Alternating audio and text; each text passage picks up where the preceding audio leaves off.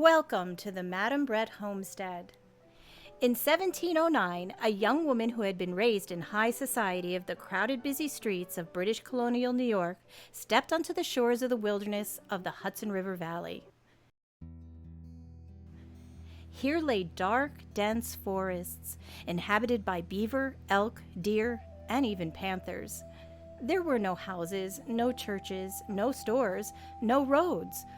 Only the footpaths of the local Native American Wappinger tribe of the Mohegan Nation that sold the land to this new settler's father. They were an Eastern Algonquin, Munsee-speaking Native American people from what is now southern New York and western Connecticut. The legend of Madame Brett has been passed down from generation to generation. It claims she rode her faithful horse daily over her lands, checking its boundaries and visiting her neighbors. She wore a beautiful red cloak that waved in the wind behind her so her friends could see her approach. There are no known portraits of Catherine, and only her actions to describe her personality. Fast forward to 1954. The last remaining descendant has decided to sell. This incredible piece of history came very close to being torn down and replaced with a grocery store and parking lot. But the women of the Melzinga chapter of the Daughters of the American Revolution decided to save it. And saving this 250-year-old antique was no easy task. In order to raise the funds for the sale and repairs, they held a fashion show as a fundraiser, rolled up their sleeves, got to work, and gave a priceless gift to the community. The mission of the DAR is historic preservation, education, and patriotism. Melzinga members provide community volunteer opportunities for local scout groups. We locate and mark the gravesites of Revolutionary War patriots and provide grant opportunities for community projects. Melzinga sponsors an American History Essay Contest for local students annually, holds special events, and honor Constitution Week with displays. Best known for its American patriotism, Melzinga not only honors the patriots who fought and contributed to the success of the American Revolution, we also provide voluntary services to our local military veterans at the Castle Point Medical Center, located on the outskirts of Beacon. We sponsor deployed women in the military and manage the Honor Our Veterans Veteran Banner program in Beacon. So, check out our website listed in our brochure and our new YouTube channel for its presentations, essay contest winners, and other events and publications.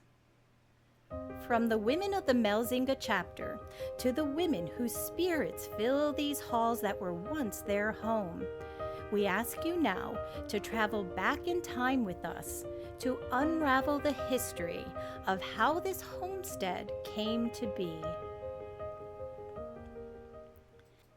Catherine's story begins with her father, Francois Rombout, now known as Francis Rombout. He was a French-speaking Walloon born in Belgium on June 22, 1631, during the chaos and violence of the Spanish Inquisition. His father, Jan Rombout, was a tax receiver for the Archdeacon of Liege and died when Francis was just 3 years old and his brother Laurent only 1. His mother Johanna died when he was 17, leaving her children orphans. Francis fled his homeland to escape religious persecution and made his way to Amsterdam, where he signed up with the Dutch West India Company on a 2-year assignment as supercargo. In 1654, he arrived on the shores of New Amsterdam, now known as Manhattan, New York. Manhattan had been purchased from the Lenape tribe in 1621 for 60 guilders, the first time in world history where the purpose was to purchase and trade with the inhabitants rather than conquer. Just a young man of 20 years old, Francis was welcomed by a rough but growing colony of 2,000 settlers who mostly came for the same purpose, the fur trade. New York was about business as much as it was then, as it is now. Although the Dutch and Native Americans wished to trade peacefully, war and conflict arose. In the Peachtree War, Rombout's neighbor, a Mr. Vandergriest, lost his life in this conflict. Vandergriest had built the first stone house in the colony, described as a house, garden, and orchard on the west side of Broadway. Rombout purchased and made this his family home till the end of his life. In addition to merchant and fur trader, Rombout was an alderman in the Dutch church, whose duties made him responsible to the people of his ward and the citizens of the city for their actions at council meetings. He was a schepin or sheriff and quality inspector of the bread, an important position at the time. By age 30, he marries his first wife, who dies when he is 40 years old. No children. He then marries his second wife, who dies when he is 50 years old. Still no children. During the time of these marriages, Francis experiences the takeover of their beloved Dutch homes, shops, and businesses by the British in 1664.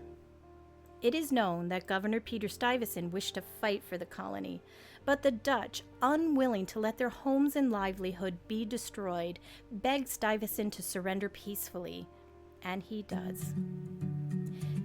Now, as citizens of New York, they must readjust to the new British rules and laws, as they do until the time of the American Revolution. And Francis stayed the course. He kept his head down and was continually hard at work and involved in the affairs of his community. Accounts describe Rombout as a serious, stern, and quiet man. Some say he was kind and generous. With all he had experienced, we say he was a survivor. Rombout was the 12th mayor of New York in 1679. In 1685, together with his partners Stephanus van Cortlandt and Guillaume Verplanck, Rombout was granted a patent issued by King James II of England, which sanctioned the right to own 85,000 acres of land to be negotiated and purchased from the local Wappingers tribe. This purchase became known as the Rombout Patent and included most of what is today's southern Dutchess County. The homestead proudly displays the original parchment contract in the main hall next to Rombout's tall clock, only two of his surviving artifacts in the homestead. In 1683, he marries his third wife, Helena Teller Bogardus van Baal. She was the daughter of William Teller, a patentee of Schenectady. Helena brought to her marriage with Francis 7 children from her first 2 marriages. Francis and Helena have Katharina on May 25, 1687. When Katharina, now referred to as Catherine or Madame Brett, is only 3 years old, Francis prepares his will in which he leaves his only daughter his lands in Dutchess County, his portion being 28,000 acres, the manor home in New York, which is to be hers when she is of marrying age, and assigns 4 leading businessmen in the community to oversee her education and upbringing. This will serve her well in the adventures and challenges of settling the wilderness of Dutchess County. In 1691, Francis Rombout dies at age 61. By this time, the population of New York has grown to 6,000. Catherine is just 4 years old. History is silent on Catherine's years as a child, and when she is 16, she meets a lieutenant in the British Royal Navy, Roger Brett, who may have been of an aristocratic family who was an acquaintance, and perhaps even a friend, of the province's new governor, Lord Cornbury. Roger and Katharina marry in 1703 and take control of their manor home and begin to raise a family. They have their first son, Thomas, and then when second son Francis is born, Catherine's mother, Helena, dies and leaves all her money to her 7 children from her previous marriages and leaves Catherine 9 pence. This leaves Roger and Catherine with a home and land, but no cash. They decide to mortgage the manor home and settle their portion of the Rombout Patent. They build a gristmill and a small cabin at the mouth of the Fishkill Creek.